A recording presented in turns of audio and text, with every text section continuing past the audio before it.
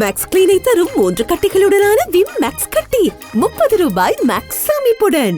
மன்னார் சிந்துஜாவின் சர்ச்சைக்குரிய மரணம், கணவர் எடுத்த தவறான முடிவு. ரணில் மைத்திரியை குற்றம் சுமத்தும் நாமல். இந்திய கடத்தொழிலாளர்கள் தொடர்பில் தமிழக முதல்வர் விடுத்துள்ள கோரிக்கை.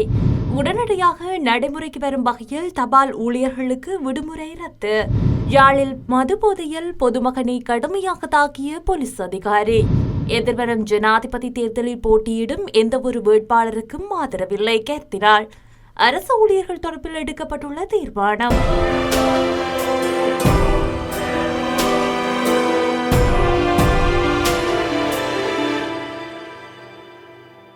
மன்னார் வைத்தியசாலையில் அண்மையில் உயிரிழந்த இளம் தாய் சிந்துஜாவின் கணவர் தவறான முடிவெடுத்து உயிரை மாய்த்துக் கொண்டுள்ளார். 26 வயதுடைய எஸ் சுதன் என்பவரே அவரது சொந்த ஊரான வவுனியா பனிக்கர் புளியங்குளத்தில் நேற்றிரவு தவறான முடிவெடுத்து உயிரை மாய்த்துள்ளார். இவர் தவறான முடிவெடுத்து உயிரை மாய்த்த நிலையில் வவுனியா வைத்தியசாலைக்கு கொண்டு செல்லப்பட்ட போது அவர் உயிரிழந்துள்ளதாக தெரிவிக்கப்படுகின்றது. அண்மையில் மன்னார் வைத்தியசாலையில் இளம் தாய் சிந்துஜா குழந்தை பெற்ற நிலையில் சில நாட்களின் பின்னர் இரத்தப்போக்கால் மீண்டும் மன்னார் வைத்தியசாலைக்கு சென்றபோது அங்கு வைத்தியசாலை ஊழியர்களால் கவனிக்கப்படாத நிலையில் உயிரிழந்துள்ளதாக தெரிவிக்கப்பட்டு பெரும் சர்ச்சை ஏற்பட்டிருந்தது. இதனைத் தொடர்ந்து அவருடைய கணவர் தனது சொந்த ஊரான வவுனியா பனிக்கர் புளியங்குளத்தில் வசித்து வந்த நிலையில் இவ்வாறு தவறான முடிவெடுத்து உயிரை மாய்த்துக் கொண்டுள்ளார். இதன் நிலையில் இது தொடர்பான விசாரணைகளை போலீசார் மேற்கொண்டு வருகின்றனர். 2022 மின்சார நெருக்கடிக்கு 2015 ஸ்ரீசேன ரணில் அரசாங்கமே காரணம் என்று ஸ்ரீலங்கா பொதுஜன பெரமுனாவின் ஜனாதிபதி வேட்பாளர் நாமல் ராஜபக்ச குற்றம் சுமத்தியுள்ளார். 2015 ஆண்டு ஒமா ஓயா திட்டத்தையும் சம்பூர் மின்சார திட்டத்தையும் அரசாங்கம் நடைமுறைப்படுத்தியிருந்ததால் 2022 ஆண்டு இலங்கை மின்சார நெருக்கடி ஏற்பட்டிருக்காது என்று தேர்தல் பேரணியில் நாமல் ராஜபக்ச கூறியுள்ளார். இந்த நிலையில் 2015 ஆண்டு பதவிக்கு வந்த அரசாங்கமே ஒமா ஓயா மற்றும் சம்பூர் மின்சார திட்டங்களை இடைநிறுத்தியதாகவும் அவர் குற்றம் சுமத்தியுள்ளார். இதன் காரணமாகவே 2022 ஆண்டு கோட்டாபய ராஜபக்ச ஜனாதிபதியாக இருந்தபோது இலங்கையில் மின்சார நெருக்கடி நிலைமை ஏற்பட்டதாகவும் நாமல் குறிப்பிட்டுள்ளார்.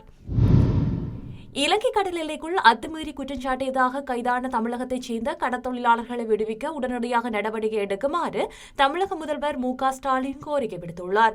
கைதான 11 இந்திய கடத்தொழிலாளர்களை விடுவிக்க கோரி இந்திய மத்திய அரசாங்கத்திடம் மு.க.ஸ்டாலின் கோரியுள்ளார். இது தொடர்பான கோரிக்கை அடங்கிய கடிதத்தை இந்திய வெளிவிவகார அமைச்சர் எஸ். ஜெய்சங்கருக்கு தமிழக முதலமைச்சர் மு.க.ஸ்டாலின் அனுப்பியுள்ளதாக இந்திய ஊடகங்கள் தெரிவிக்கின்றன. இலங்கை வடக்கு பருத்தித்துறை கடல் பகுதியில் எல்லையை தாண்டி கடத்தொழிலில் ஈடுபட்ட 11 இந்திய கடற்தொழிலாளர்களை இலங்கையின் கடற்படையினர் கைது செய்துள்ளனர். இவ்வாறு கைது செய்யப்பட்ட 11 கடற்தொழிலாளர்களும் பருத்தித்துறை நீதிமன்ற நீதவான் முன்னிலையில் முன்னிலைப்படுத்தப்பட உள்ளனர். இதன்போது அவர்கள் 11 பேரையும் எதிர்வரும் 6/9/2024 வரை விளக்கமறியலில் வைக்குமாறு நீதவான் உத்தரவிட்டுள்ளார். அனைத்து தபால் ஊழியர்களின் விடுமுறையும் உடனடியாக நடைமுறைக்கு வரும் வகையில் ரத்து செய்யப்பட்டுள்ளது. ஜனாதிபதி தேர்தல் நடைமுறை தேதி வரும் வரை தபால் ஊழியர்களின் விடுமுறை ரத்து செய்யப்பட்டுள்ளதாக பிரதி தபால்மா அதிபர் ராஜித ரணசிங்க தெரிவித்துள்ளார். ஜனாதிபதி தேர்தல் தொடர்பான செயற்பாடுகளை கருத்தில் கொண்டு மாகாணத்திற்கு பொறுப்பான பிரதி தபால்மா அதிபரின் அனுமதியை பெற்றுக்கொள்ள வேண்டும் எனவும் பிரதி தபால்மா அதிபர் ராஜித ரணசிங்க மேலும் தெரிவித்துள்ளார். இதேவேளை அஞ்சல் வாக்குச்சீட்டுகளை நாளைய தினம் அஞ்சல் நிலையங்களுக்கு வழங்க திட்டமிட்டுள்ளதாக தேர்தல் ஆணைக்குழு தெரிவித்துள்ளது. இதன்படி எதிர்வரும் செப்டம்பர் 4, 5 மற்றும் 6 தேதிகளில் அஞ்சல் வாக்குப்பதிவுகள் இடம்பெற உள்ளமையும் குறிப்பிடத்தக்கது. யாழ்ப்பாணம் குறிக்கட்டுவான் பகுதியில் மதுபோதையில் கடமையில் இருந்த போலீஸ் உத்தியோகஸ்தர் ஒருவர் பொதுமகனை தாக்கிய நிலையில் கைது செய்யப்பட்டுள்ளார். இந்த சம்பவம் நேற்றிரவு இடம்பெற்றுள்ளதாக தெரிவிக்கப்படுகின்றது. குறிக்கட்டுவான் பகுதியில் மதுபோதையில் கடமையில் ஈடுபட்டிருந்த குறித்த போலீஸ் உத்தியோகஸ்தர் வீதியால் சென்ற நபரை இடைமறித்து அவருடன் முரண்பட்டு தாக்குதல் மேற்கொண்டுள்ளார். இதையடுத்து தாக்குதலுக்குள்ளான பொதுமகன் ஊர்காவல்துறை போலீஸ் நிலையத்தில் முறைப்பாடு செய்துள்ளார். இதன் அடிப்படையில் தாக்குதலை மேற்கொண்ட ஊர்காவல்துறை போலீஸ் நிலையத்தில் கடமை புரியும் குறித்த போலீஸ் உத்தியோகஸ்தர் ஊர்காவல்துறை போலீசாரால் கைது செய்யப்பட்டுள்ளார். மிகுந்தலை பகுதியைச் சேர்ந்த போலீஸ் உத்தியோகஸ்தரே இவ்வாறு கைது செய்யப்பட்டுள்ளார். இவ்வாறு கைது செய்யப்பட்ட போலீஸ் உத்தியோகஸ்தரை இன்றைய தின நீதிமன்றத்தில் உட்படுத்த போலீசார் நடவடிக்கைகளை மேற்கொண்டு வருகின்றனர். எதிர்வரும் ஜனாதிபதி தேர்தலில் போட்டியிடும் சில வேட்பாளர்களை சந்தித்த போதிலும் எந்த ஒரு வேட்பாளருக்கும் கொழும்பு பேராயர் மெல்லகம் ரஞ்சித் ஆண்டகை ஆதரவளிக்கவில்லை என அறிவிக்கப்பட்டுள்ளது. கர்தினால் சார்பில் அவரது ஊடக பேச்சாளர் ஸ்ரீல் காமினி பெர்னாண்டோ அருட்தந்தை இந்த விடயத்தை தெரிவித்துள்ளார். எதிர்வரும் ஜனாதிபதி தேர்தலில் போட்டியிடும் வேட்பாளர்கள் சிலர் கர்தினால் சந்திப்பதற்கு கோரிக்கை விடுத்துள்ளதாகவும் அவர்களின் கோரிக்கைக்கேற்ப எந்தவித தெரிவுகளுமின்றி அவர்களை சந்தித்து வருவதாகவும் குறிப்பிடப்படுகின்றது. அவ்வாறு வேட்பாளர்களை சந்தித்தது மாத்திரமல்லாமல் அவர்களுக்கு ஆதரவு வழங்குவதாக அர்த்தப்படாது என அவர் தெரிவித்துள்ளார்.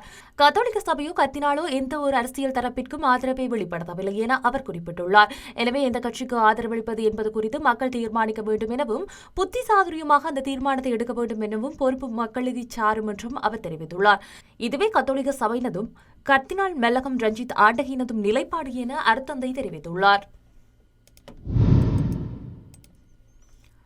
2030ஆம் ஆண்டு அரசு ஊழியர்களின் எண்ணிக்கையை 10 லட்சம் அல்லது அதற்கு குறைவாக மட்டுப்படுத்த நடவடிக்கை எடுக்கப்பட்டுள்ளது.